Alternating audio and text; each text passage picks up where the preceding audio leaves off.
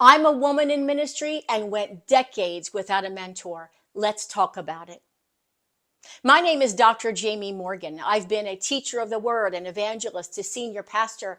I'm now director of Trailblazer Mentoring Network, a mentoring movement for women called to the ministry to help them walk in the fullness of their call. And while now I have two mighty women of God who are my mentors, who pour into me on a regular basis, for decades I went without a mentor. You know, mentors are like mountain climbing guides. If I was going to climb Mount Kilimanjaro, I would hire a mountain climbing guide because they have been where I want to go. They have climbed that mountain again and again and again. They will say things like this: put your foot here. Don't put your foot there. Avoid that. That's a slippery slope. And mentors don't just help you avoid mistakes, they also will bring ministry acceleration.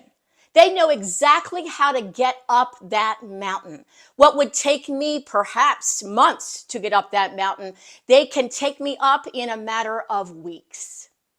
But because I didn't have a mentor for decades, I didn't have a mountain climbing guide that helped me climb up the mountain of pastoring. I had no one to check my ministry pulse. I had no one calling me saying, "How are you, Jamie? How is your heart?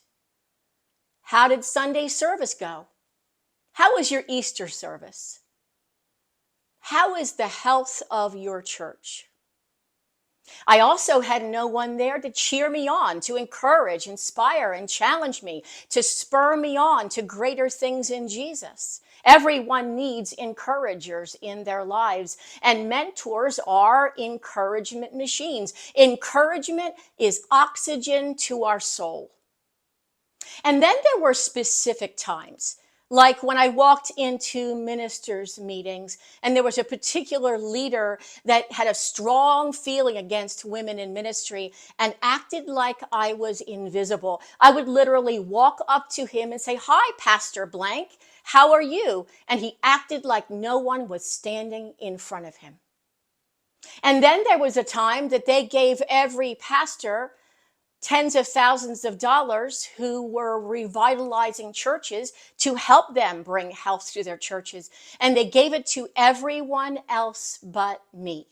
And when I took my former pastor aside and asked him why didn't they give me the funds that they gave other church revitalizers, he said, "Because they wanted you to fail. They were determined that they weren't going to give you a dime." And then there was a time that my church was going to buy another church building, a larger church building. And my leadership promised me they would handle the negotiations. They said, "Leave it up to us. Don't worry about it. We will be in touch with you." Come to find out, they never even started the negotiations because they told me that I slipped through the cracks. I found out when a church member went grocery shopping and ran into a friend from another church and said, "Guess what? We're buying church building XYZ," which was the same building that we were purchasing. I didn't have anyone I could call and say, "I have a Jezebel in my church. How do I handle this situation?" Or, "I have an Absalom in my church. How do I handle this situation?" Or, "I've just suffered a betrayal and I am in pain beyond words. How do I recover from this ministry hurt?" Because mentors will say things like, "Let me tell you about the time that I had a Jezebel or Absalom in my church, or I had a terrible betrayal that took me time to recover. Stand on my shoulders, learn from me. Let me help you recover. Let me help you navigate this really hard time in your church." A few years ago, I had a conversation with someone that I looked to for leadership, and he made this remark to me.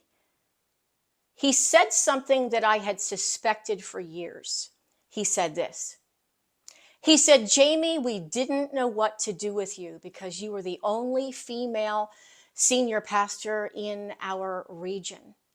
We didn't know what to do with you, so we didn't do anything at all. Now, I don't say these things from a place of victim mentality. There is no place for victim mentality in the ministry. I say these things to help you. Anything I have gone through that will help you, woman of God, I want to help you through. So if you don't have a mentor, pray and ask God for one. Ask Him for a ministry mountain climber guide.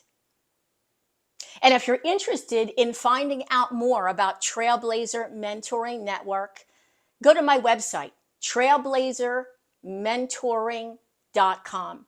Scroll down to the bottom where you'll see group mentoring. I would love for you to be a trailblazer that I can pour into on a regular basis.